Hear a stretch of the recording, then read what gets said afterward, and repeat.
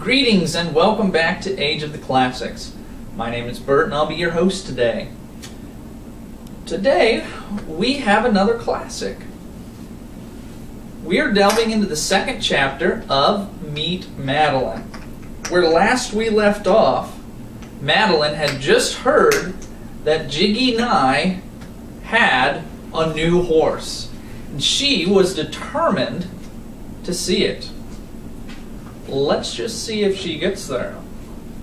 Chapter 2, Penny. Late afternoon sunshine slanted through the window onto Madeline's back. Madeline squirmed.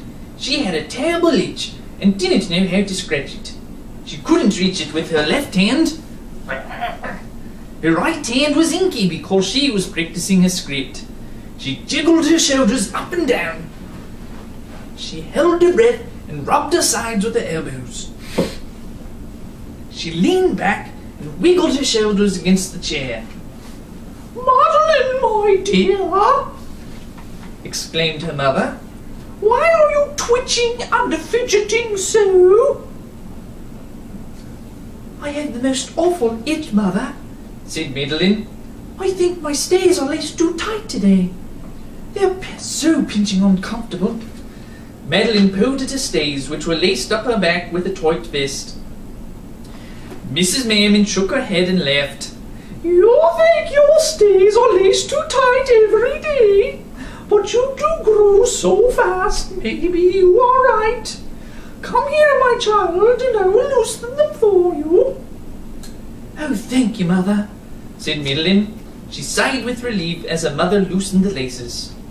"I've told you many times, Maddie, your stays will not pinch you if you sit up straight," said Mrs. Merriman. "And they will not be uncomfortable if you move gracefully instead of galloping about." She straightened Madeline's cape. "There now, my pretty one, you are set to rights. Fetch me your papers so that I may see your handwriting practice." Madeline blushed as she handed her mother the paper. "I haven't quite finished it, Mother," she said. "So I see," said Mrs. Merriman. "The first few letters are fine, but you lost patience when you got to the letter H. The rest of the letters go trip-trotting all over the page and then turn into sketches of horses." She put the paper down and looked Madeline in the eye. "Maddie, what am I going to do with you? You must learn to finish what you begin.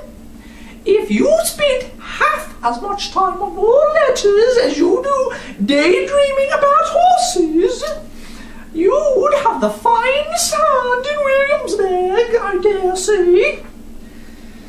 She sighed. "Go along to the well now, fetch some water, scrub your hand. Mind you get the ink off."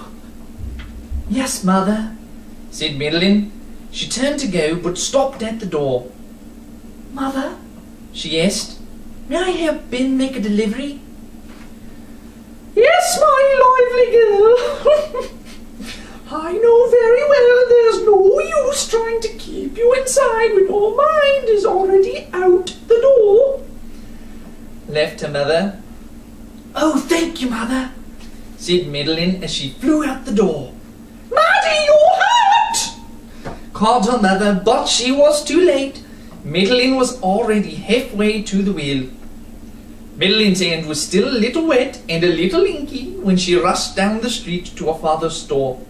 Just as she got there, she saw Ben come out. He stopped and looked up the street toward the silversmith's shop, then down the street toward the church, as if he were not sure which way to go. "Ben, do you know the way to Mrs. Fidget's house?" Madeline asked. Ben shrugged. "I've found it."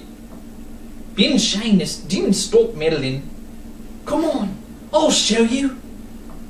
Ben shrugged again. "As you wish," he said. Then he was quiet. Madeline didn't mind. It was so lovely to be outside, and this was just the kind of afternoon she loved best. She could see a few leaves that had turned bright gold. They were like the small banners announcing that summer's heat was ending and fall's cool weather was on its way. Madeline was supposed to be leading Ben, but Ben took such long strides Madeline had to trot to keep up with him. Finally, she lifted the hems of her petticoat so that she could take long strides too. It felt wonderful to be able to stretch her legs. "Oh, I wish I could wear breeches," she said. "What?" asked Ben. "Breeches," said Madeline. "Gowns and petticoats are so bothersome. I'm forever stepping on my hem and tripping unless I take little baby steps. Small steps are supposed to be ladylike, but I can't get anywhere. It is a terrible bother. In breeches your legs are free. You can straddle horses, jump fences, run as fast as you wish. You can do anything." Ben didn't answer, but he shifted the sack of oats to his other shoulder. Now Madeline could see his face. "It's very tiresome to be a girl sometimes," Madeline went on. "There are so many things a young lady must not do. I'm told the same things over and over again. Don't talk too loud, don't walk too fast, don't fidget, don't dirty your hands, don't be impatient." Madeline sighed. "It's very hard. You're lucky to be a lad. You can do whatever you like." Ben shook his head. "I can't do whatever I like. I'm an apprentice." "Oh," said Madeline. They walked in silence for a while. Then Madeline asked, "Are you happy here in Williamsburg?" "Happy enough," said Ben. "I imagine you miss your family and friends back in Yorktown," said Madeline. "I'm sure they miss you too. If I loved someone, I could never let him go away from me. I would be too miserable and lonely." She glanced over at Ben. Maybe he was lonely. "You'll be happier here when you have some friends too," she said. "Aye," said Ben. Then he hid his face behind the sack of oats again. Madeline and Ben made their way along the dusty, wide main street of Williamsburg. It was not very busy this afternoon. The city was just beginning to wake up after the hot, sleepy summer. Mrs. Vaux was welcoming some guests to a tavern. The milliner had opened the windows of a shop to catch the first fall breezes. Here and there, peeking out from behind a hedge or a fence, Madeline saw yellow flowers nodding their heads to welcome autumn. After they delivered the oats to Mrs. Fidget's stable, Ben said, "I can find my way to the tannery and home from here." Madeline kept right on walking.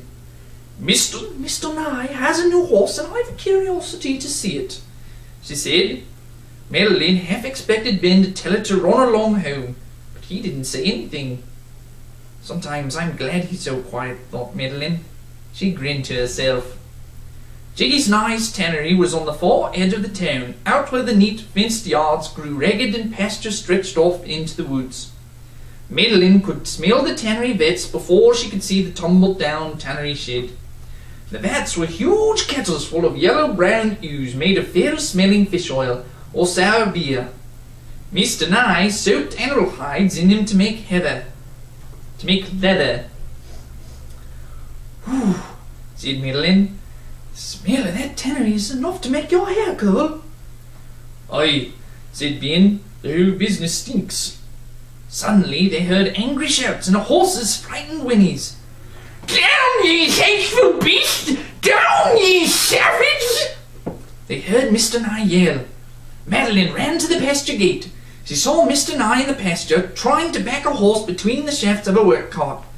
The horse was rearing up and whinnying. It jerked its head and pulled the air with its hoofs.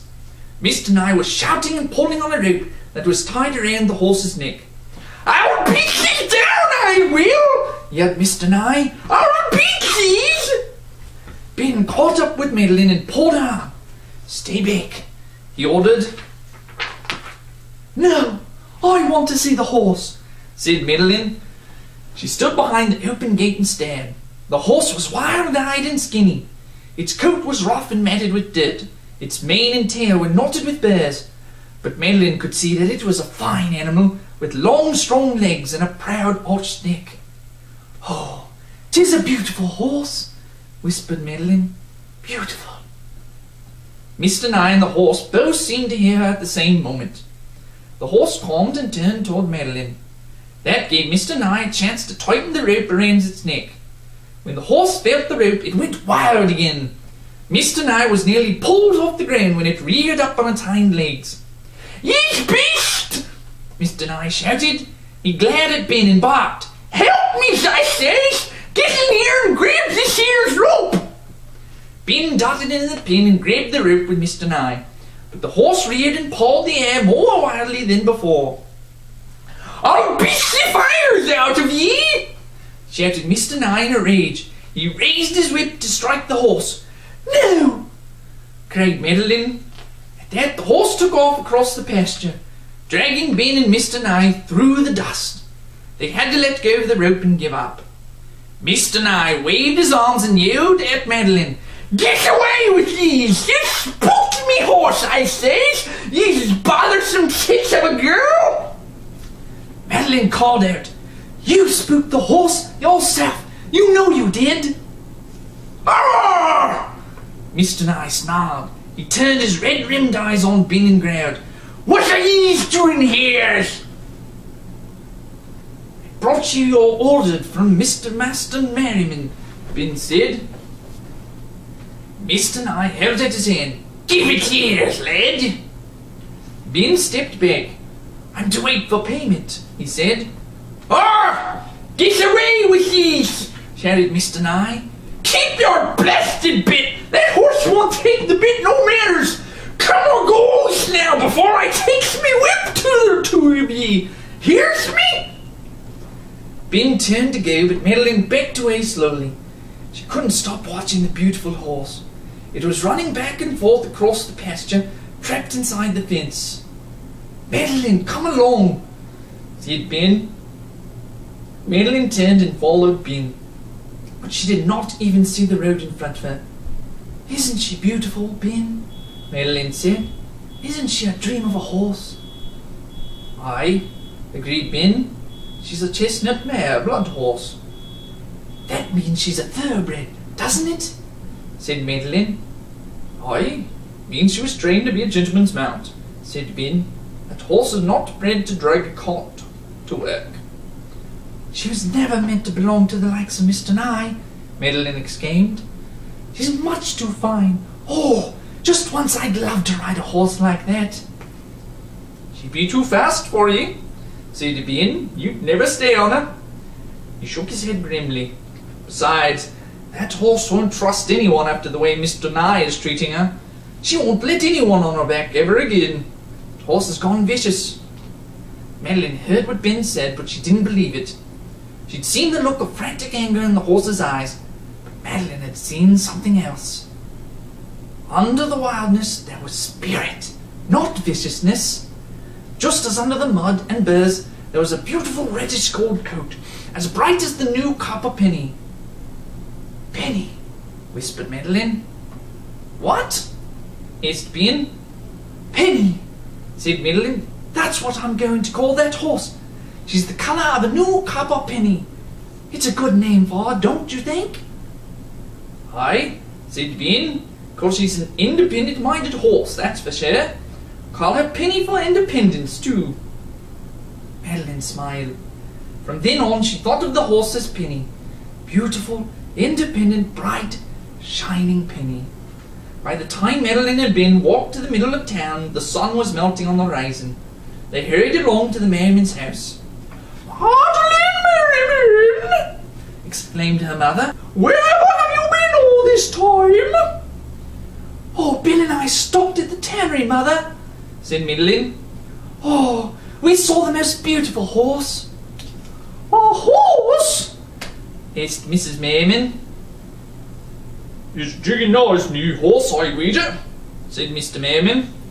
Ben handed him the harness and bit. "Mr. Nye didn't buy these things, sir. He can't control the horse enough to harness it. 'Tis a headstrong, independent-minded horse, a bright chestnut mare, and fast as fire." "How did Jiggy Nye come to have such a horse?" asked Mrs. Merriman. "No one knows for sure," said Ben. Mr. Nye says he won the horse in a bit from a man who found it straying in the woods. Says the man put a notice in the paper.